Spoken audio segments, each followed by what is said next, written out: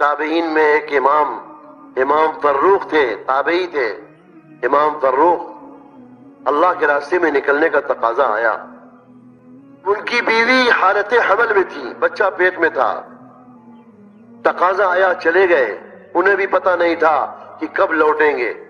چلتے چلتے چلتے چلتے 27 سال کے بعد واپس آئے. اگر اپنے بڑوں کی زندگیاں پڑھیں گے، اپنے اسلاف کی تاریخ پڑھیں گے، تو پھر ہمیں سمجھ میں آئے گا کہ کام کیا ہے. 27 سال کے بعد واپس آئے. مسجد نبوی میں داخل ہوئے. ایک حدیث کا درس ہو رہا تھا.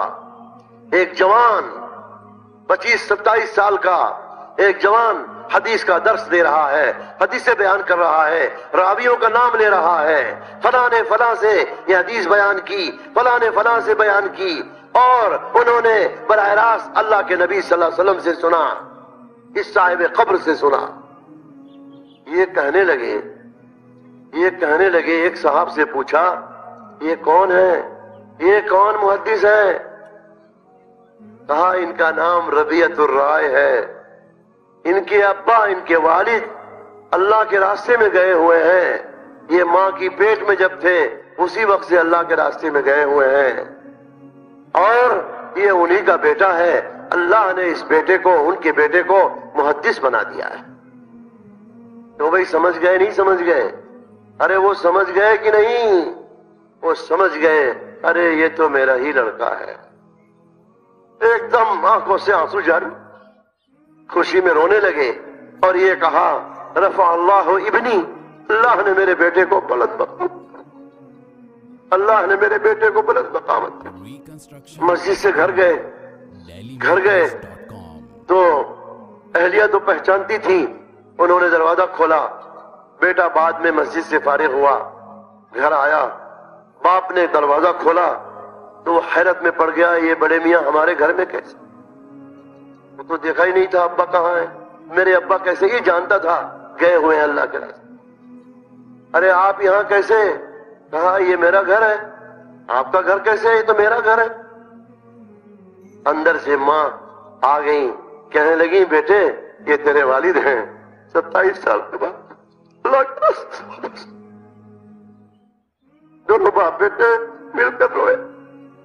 باپ تو دیکھ کر آیا ہی تھا، باپ تو دیکھ کر آیا تھا مسجد میں. اللہ اکبر. جب تسلی ہوئی تو 30 اشرفیاں دے کر گئے تھے بیوی کو. فرمایا وہ اشرفیوں کا کیا ہوا؟ فرمایا آپ کے بیٹے کی تعلیم و تربیت میں خرچ کیا ہے. جس بیٹے کو آپ مسجد میں دیکھ کر آئے، اس بیٹے کے اوپر میں نے اس کی تعلیم و تربیت میں یہ پیسے میں نے لگائے. سوچو تو صحیح. خدا پاک کی قسم، مولانا یوسف صاحب فرماتے تھے اگر تم اس مبارک کام کو ڈھنگ سے کرو گے، کام بنا کر، اللہ تعالیٰ تمہارے 14 نسلوں کے فاقے دور کرے گا. قرآن حدیث سے، سیرت سے یہ بات فرمایا کر. قرآن میں جہاں تذکرہ ہے موسیٰ علیہ السلام جب اللہ کے حکم سے حضرت خضر کی ملاقات میں گئے تھے، اس وقت میں حضرت خضر نے بہت سارے کام ایسے کیے تھے جو معمول کے خلاف تھے، عادت کے خلاف تھے. اس وقت میں ایک دیوار سیدھی کر دی تھی.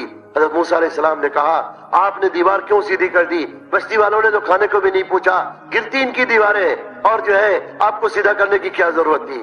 فرمایا میں نے اس لیے دیوار سیدھی کی ہے، یہ چند یتیم بچے ہیں، ان کا خزانہ اس دیوار کے نیچے دفن ہے. اگر ان کے بڑے ہونے سے پہلے گر جائے گی دوسرے لوگ قبضہ کر لیں گے.